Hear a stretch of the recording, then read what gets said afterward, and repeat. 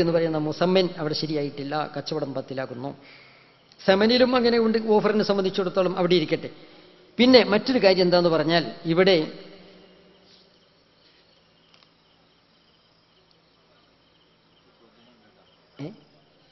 ഇരിക്കട്ടെ ഞാൻ പറയാം. ഇത് കച്ചവടമല്ല. രണ്ടാമത് നടക്കുന്നത് രണ്ട് ഇടപാടാണെന്ന് വെക്കുക. ഒന്ന്, വാദത്തിന് വേണ്ടി ഈ കച്ചവടം, ഈ ഓഫറൊന്നും സമനിലും മുസമനിലും പെടുന്നില്ല. ഞാൻ കമ്പനിക്ക് കൊടുത്ത ഓഫറോ കമ്പനി ഇങ്ങോട്ട് തന്ന ഓഫറോ എന്നും കച്ചവടത്തിൽ പെടുന്നില്ല. അത് കേവലം ഓഫറായിട്ട് തള്ളി. കച്ചവടം സഹിയാണെന്ന് വെക്കുക. എന്നാൽ നമുക്ക് താഴോട്ടിറങ്ങാം. താഴോട്ടിറങ്ങി നമുക്ക് നോക്കാം. ഇത് രണ്ട് ഇടപാടാക്കുക. കിറ്റ് വാങ്ങിയതും കാശ് കൊടുത്തതും ഒരു ഇടപാട്, അത് കഴിഞ്ഞു. ഇനി എന്താ ചെയ്യുന്നത്? കമ്പനിക്ക് വേണ്ടി ഞാൻ സേവനം ചെയ്യുന്നു, കമ്പനി എനിക്ക് വേതനം തരുന്നു, മെമ്പർമാരെ ഞാൻ ചേർക്കുന്നു, ഐഡിമാരെ ഞാൻ ചേർക്കുന്നു, സ്വതന്ത്ര വിതരണക്കാരെ ഞാൻ ചേർക്കുന്നു എന്ന സേവനം ഞാൻ കമ്പനിക്ക് വേണ്ടി ചെയ്യുന്നു, കമ്പനി എനിക്ക് വേതനം തരുന്നു. അപ്പൊ സേവന വേതന വ്യവസ്ഥയാണ് ഇവിടെയുള്ളത്. അങ്ങനെയാണെന്ന് വെച്ചാലും ഇത് ശരിയല്ല.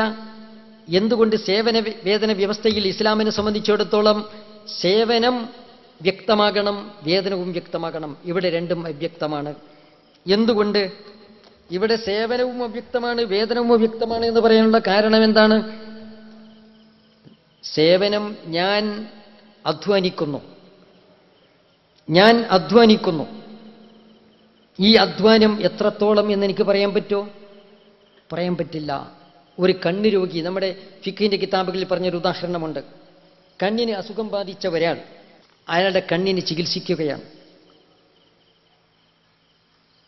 ഇദസ്തഗ്ജറ കഹാലൻ ലിയുദാവിയ അയനഹു ഖുദ്ദിറ ബിൽ മുദ്ദത്തി ദൂനൽ മുർ എന്ന ചികിത്സിക്കാൻ എത്ര ദിവസം എന്ന് പറയണം. വാടക നിശ്ചയിക്കുമ്പോൾ അയാളെ കൂലിക്ക് വിളിക്കുകയാണെങ്കിൽ, ഒരു ചികിത്സാരിയെ കണ്ണിന് ചികിത്സിക്കാൻ വേണ്ടി കൂലിക്ക് വിളിക്കുന്നു എങ്കിൽ അവിടെ ഇത്ര ദിവസം ഇത്ര സമയം വന്ന് എൻ്റെ കണ്ണിന് മരുന്ന് വിറ്റിച്ചില്ലെങ്കിൽ ചികിത്സ നടത്തണമെന്ന് പറയാം. പണ്ട് കാലത്തെ ചികിത്സയുമായി താരതമ്യം ചെയ്താൽ പറയുന്നത്, അന്നുള്ള സൗകര്യങ്ങളാണ് പറയുന്നത്. ദൂനൽ ബുർ, ഈ സുഖപ്പെടുന്നത് വരെ എന്ന് പറഞ്ഞുകൂടാ. സുഖപ്പെടുന്നത് വരെ എൻ്റെ കണ്ണിന് ചികിത്സിക്കാൻ വേണ്ടി നിങ്ങളെ ഞാൻ വാടകയ്ക്ക് വിളിച്ചു, പറയാൻ പറ്റില്ല. കാരണം അവിടെ വേതനം പറഞ്ഞാലും സേവനം അവ്യക്തമാണ്. എപ്പോഴാണ് സുഖപ്പെടുക എന്ന് പറയാൻ പറ്റില്ല. ചിലപ്പോൾ ഒരു ദിവസം കൊണ്ടോ 2 ദിവസം കൊണ്ടോ സുഖപ്പെട്ടേക്കാം. ചിലപ്പോൾ ചികിത്സ 1 മാസമോ 2 മാസമോ വേണ്ടി വന്നേക്കാം. അതുകൊണ്ട് ഇത്ര രൂപ ഞാൻ തരുന്നു, എൻ്റെ രോഗം സുഖപ്പെടുന്നത് വരെ നിങ്ങൾ ചികിത്സിക്കണമെന്ന് പറഞ്ഞുകൂടാ. എന്തുകൊണ്ട്? കാലയളവ് അവ്യക്തമാണ്. ഇദസ്തഗ്ജറ റൗളയിൽ കാണാം, ഇദസ്തഗ്ജറലി ലിർബില്ലബിൻ ഖുദ്ദിറ ബിസ്സമാനിയ ബിൽ അമൽ. ഒരാളെ ഇഷ്ടിക ഉണ്ടാക്കാൻ വേണ്ടി കൂലിക്ക് വിളിച്ചു, നിങ്ങൾ ഇഷ്ടിക ഉണ്ടാക്കണമെന്ന് പറഞ്ഞു.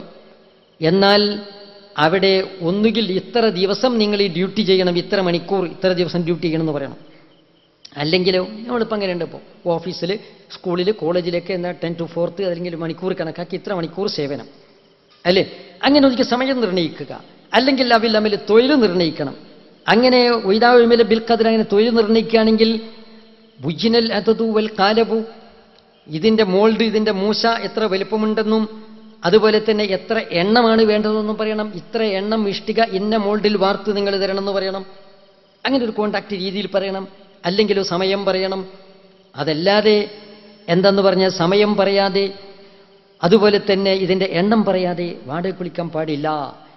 ഫൈദാക്കാനൽ ഖാലബു മഅറൂഫൻ ഫദാഖ്, ഇവിടെ മൂശ വാർക്കുന്ന മൂശ തന്നെ അത് അറിയാവുന്നതാണെങ്കിൽ കാര്യം വ്യക്തമാണ്. ഇല്ല അങ്ങനെയല്ലെങ്കിൽ ബുയ്യിന തൂലുഹു വഅർളുഹു വസംകുഹു, ഇഷ്ടിക വാർത്ത് തരണമെന്ന് പറഞ്ഞാൽ ഇഷ്ടിക വാർക്കുന്ന മോൾഡ്, അതിൻ്റെ വലിപ്പം, അതിൻ്റെ വീതി, അതിൻ്റെ നീളം, അതിൻ്റെ കനം എല്ലാം പറഞ്ഞുകൊള്ളണം. അവ്യക്തത അതിൻ്റെ കൂട്ടത്തിൽ ഉണ്ടാകാൻ പാടില്ല. ഇത്രത്തോളം സേവന വേതന വ്യവസ്ഥയിൽ സേവനവും അതുപോലെ തന്നെ വേതനവും വ്യക്തമായിരിക്കണം. ഇദസ്തഗ്ജറ നാസിഖൻ ലിൽ കിതാബ, എഴുതാൻ വേണ്ടി ഒരു എഴുത്തുകാരനെ വിളിച്ചാൽ ബയ്യന അതദൽ ഔറാഖി, പേജുകളുടെ എണ്ണം പറയണം. വൽ അസ്തുറു, ഒരു പേജിൽ എത്ര വരി എന്ന് പറയണം. ഫീ കുല്ലി സഫിയത്തിൻ്റെ ഓരോ പേജിലും എത്ര വരി എന്ന് പറഞ്ഞുകൊള്ളണം. ഇത്രത്തോളം കാർക്കശ്യമുണ്ട് ദീനുൽ ഇസ്ലാമിന്. ഇക്കാര്യത്തിൽ നാം മനസ്സിലാക്കണം.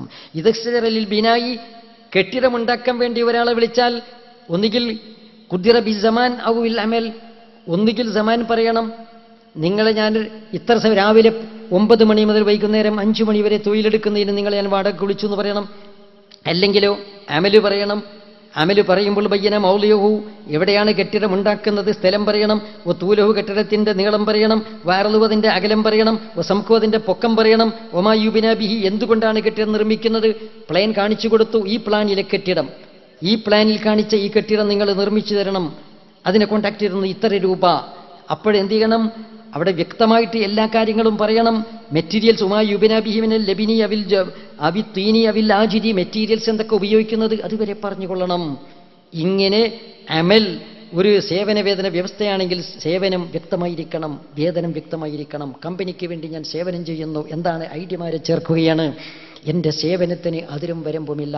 ചിലപ്പോൾ ഒരാളെ തിരഞ്ഞ് ഞാൻ അധികപ്രസംഗം നടത്തി വാചാരമായി സംസാരിച്ചും കോൺഫറൻസ് നടത്തിയുമൊക്കെ ഒരു മാസമോ 2 മാസമോ നടന്നിട്ട് ഒരാളെപ്പോലും കിട്ടാത്ത ദുസ്ഥിതി സംജാതമായേക്കാം.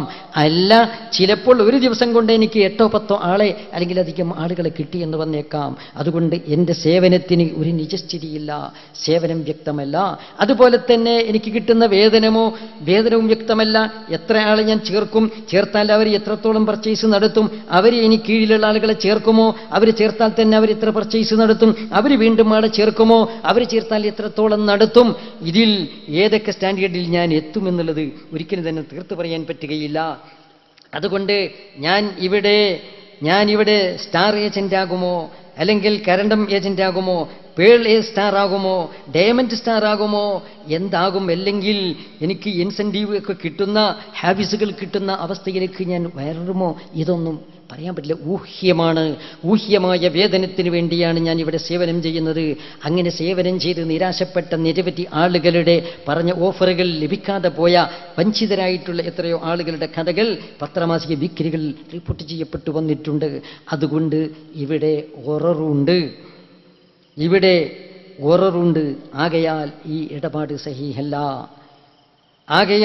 ഇടപാട് സഹിയല്ല. നിങ്ങൾ നോക്കൂ, മറ്റൊരു കാര്യവും കൂടി മഹാനായ ഇമാം നബവി തങ്ങൾ അങ്ങയുടെ റൗളായിൽ പറയുന്നു, ലാ യജൂസ അൻ യജ്അലൽ ഉജ്റത ശൈഅൻ യസ്ലു ബി അമലിൽ അജ്നബി.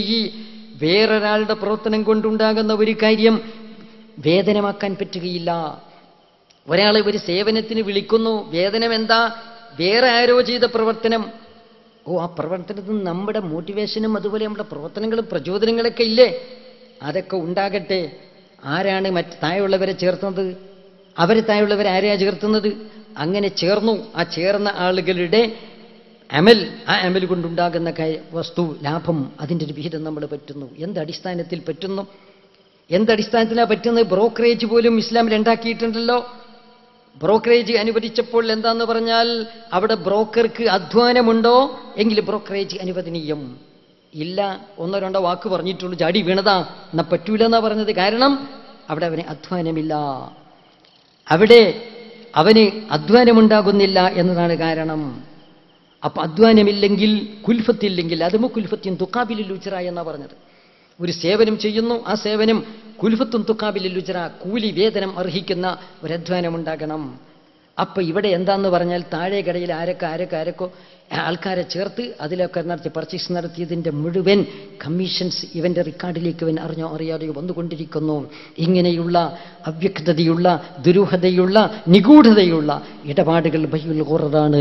ഇങ്ങനെയുള്ള ബൈഉൽ ഖുറർ ഇസ്ലാം നിരോധിച്ചിട്ടുണ്ട് എന്നതുകൊണ്ട് സൂക്ഷ്മജ്ഞരായ കർമ്മശാസ്ത്ര പണ്ഡിതന്മാരായ ആളുകൾ ഇത്തരം ഇടപാടുകളൊക്കെ നിരോധിച്ചതായിട്ട് നമുക്ക് കാണാൻ സാധിക്കുന്നു. അതുകൊണ്ട് നമ്മുടെ മനസ്സാക്ഷിയോട് ചോദിച്ചാൽ നമുക്ക് മനസ്സിലാക്കാൻ സാധിക്കും.